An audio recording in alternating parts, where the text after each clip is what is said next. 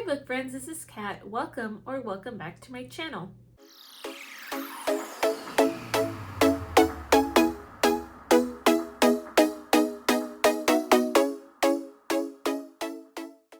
Today's video is my second half of the month recap for July, and I have 4 books to go through, so pretty short stack, and then I'll also go over what I read for the Beaches and Books Readathon just as a recap from that. So let's go ahead and start off with statistics.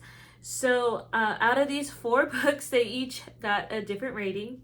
So 1 DNF, 1 4-star, 1 4.5-star, and then 1 5-star. So we're gonna jump in and talk about the DNF.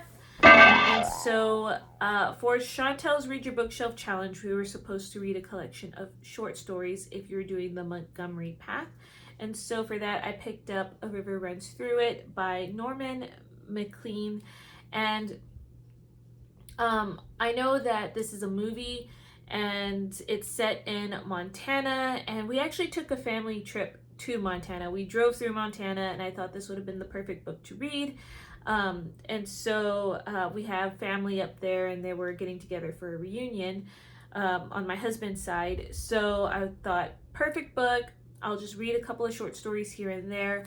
And I unfortunately did not like it. The first book is the actual short story, A River Runs Through It, and then you have 2 other ones. But that first story is so long. It's about half of this book, and they don't have chapters, so you're reading the whole story. And I just did not care much for the topic matter. I mean, I knew it was about fly fishing, but I didn't realize how detailed it was going to talk about fly fishing. But it wasn't just that. It's about 2 brothers, and they're going fly fishing. One brother is actually in trouble, I guess, with the law sometimes, and he has like his girl, and he likes confrontation a lot. And there were some scenes where it talks about how he would have intimacy with her in weird locations, because yeah, it was kind of weird. And then like the language in here was kind of a lot more than what I personally like to read. Kind of push through and see, but it just got too much, and I was like, okay, I can't read the first story. So I tried the second story, and the title really did not make me feel that it was going to be something I liked. So the third book, I can't even remember, but I think, again, language and sexual content, and so I decided this was just not a book for me at all, and so I had to DNF it. Okay, my 4-star read was an audiobook, and that is The Fellowship of the Ring by J.R.R. Tolkien, and we listened to this on our trip. It's about 23 hours long, and I thought that was the perfect length because that trip up north is so long. So we actually finished it when the whole trip was over. But we listened to the narration with Andy Serkis, and I had no idea that Andy Serkis played in all these other movies I've watched growing up. And so when I saw his picture, I'm like, wait a minute, he looks really familiar. And I started looking at all these different movies he acted in. 13 Going on 30. I didn't know he was the editor in that movie. Anyway, so I enjoyed his voice acting. He's very talented, and the voices that he used for each character match pretty much the movie, in my opinion. And so I think that's where he took a lot of his inspiration from. The book was just very detailed. It had talked a lot about scenery. I could see why these books could be hard to read physically, and I'm glad I listened to audio. But I will say, I love the movies more than the books. I think it's just because it was just a lot more detailed, and there were certain sections in the book that the movies did not do, like, Tom Bombadil. Do you know what I'm talking about? And yeah, sometimes it just dragged a little for me, but I liked Andy Serkis's voice because it helped it along, I guess. But with that being said, because he does such a great job, it does add maybe an extra hour or two to the audiobook because of all the voice inflections, and just the extra acting that goes with it. And so I would recommend Andy Serkis. Just know that it's going to be a little longer.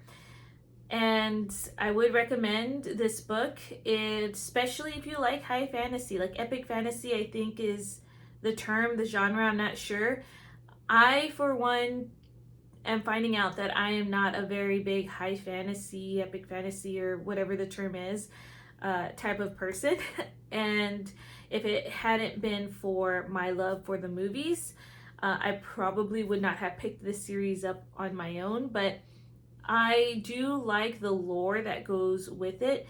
Samwise Gamgee is still my favorite in the book and in the movies. So yeah, I would recommend it as an audio, and we're planning on continuing the trilogy, and I want to try out a different narration just to kind of compare the two. And anyway, 4 stars, and I would recommend it.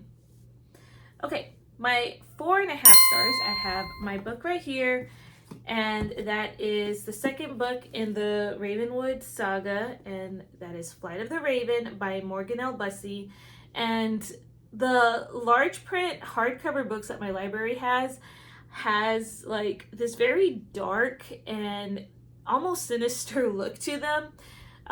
The first book has like the woman with the sword, and now we have this, and I'll show you the third book in a minute. But this is the second book in this trilogy, and it's all about this dreamwalker who, in the first book, she basically is trained to use her gift to manipulate, to kill, to basically enact fear in people, and she doesn't fully believe that's what she should do. And you follow her journey, and this is the second book, and I'm not going to give anything away, but you just kind of follow her story as she's continuing to figure out what her gifting truly is supposed to do. I liked the first book, and I really liked the second book. There were some twists and turns in this story that I did not see coming, and you get a little bit more of her relationship with, or get an idea of her relationship with her sister. And I like a good sibling story, so there were some parts in here that really kind of gripped my heart. But I will say that towards the end, it doesn't say it's YA. I have to go check it up on Goodreads, but it felt like it was going in that direction. My little thing about it was towards the end, I know she was struggling with something in particular, but it felt a little angsty. And yeah, but I get, like, she's like 19 in this book, so very young adultish, but that was the only thing. But I am enjoying this world. I like the romance. I like the whole getting to understand the different giftings and what they do, because you kind of get a little bit throughout the books, like the other houses and their giftings. And so it's just very fascinating. And it talks about grief a bit in the books, and it's just, I think it's a really neat concept what Morgan L. Bussey has been writing. So I would say that the Christian fiction rating in this would be a 3, because God is referred to as the light in this book, in the whole trilogy. So so it's all about the giftings he bestowed on these people.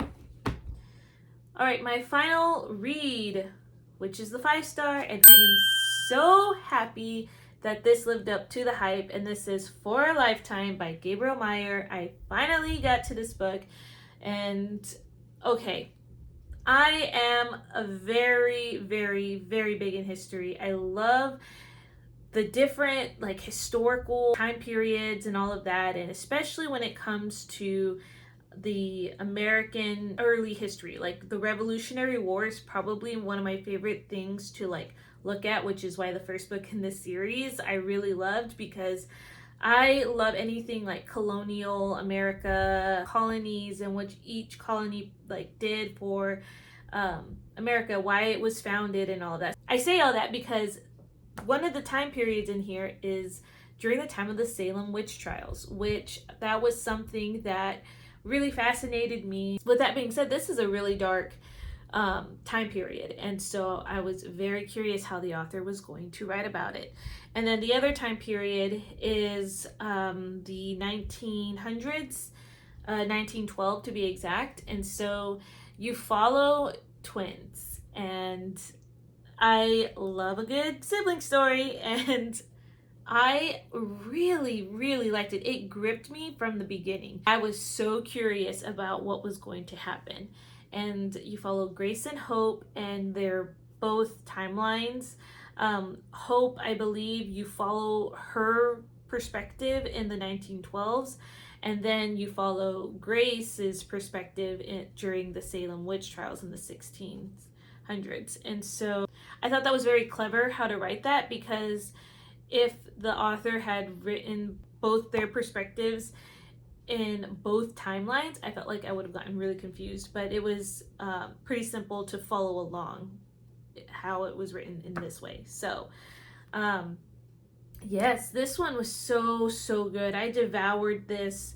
I thought that the plot, just everything was just so good, and the characters were great.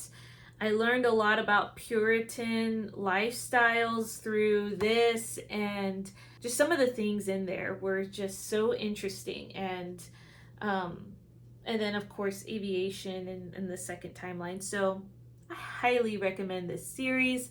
I cannot wait for her new one that's coming out, and it has a rating of a 3 for Christian fiction, for the Christian fiction rating. And that's because God is such a central component to this whole series. It's all about choosing the path that he has given you. So he gives you these 2 timelines for a reason, for you to grow and for you to find basically the path that he has for you, and he has like your best interests at heart. And so that's just a central theme throughout this entire series. So definitely a 3 in this book. All right, those were the books that I read for this past month. And real quick, for my Beaches and Books Readathon prompts that I did do. First off, thank you for all the co-hosts and the hosts, Katie and her co-hosts who did this readathon and did sprints. I tried to catch all of the other sprints when I could, but I did not complete my list of books. I did, however, get a few of them done. So I think out of the 12 prompts, I completed 4, and then one other prompt was a DNF. So that's okay, but it was fun to do. I didn't think I was going to finish the whole readathon list of prompts, but I was able to do some, and I'll maybe put a picture here so you can see the ones that I did do. But yeah, that one was fun. And so currently, right now, I am loosely participating in the Olympic readathon that Janet from At Jane Reads is doing, and Holly at Lovely Day with Holly. and I haven't started any of the books yet because I'm jumping into this one. So I'm reading this one currently. This is Cry of the Raven, and this is the last of the Ravenwood saga. And as you can tell, like, I'm telling you, these book covers look very menacing. So I'm about almost halfway through this. This is a large print. So this is not on that list for the Olympic Readathon, but I will, like, hopefully pick up the book after this one. So currently what I'm reading, that's the readathon that I'm currently doing right now. And hopefully I'll have a good reading month this August. I have to go back to school next week, which when you see this video is probably like the week that I'll be back at school. So as I'm getting, ready, I won't know how my reading will be for this month. But all right, that is my wrap up. I hope that you guys are having a great rest of your month. And yeah, let me know about if you have read the Timeless series. I know a lot of people have, but I feel like more people should read it, in my opinion. So let me know down in the comments below if you have read it, or if you find colonial history or American history fascinating. I'd love to chat with you down below, and I will see you guys in another video. Bye.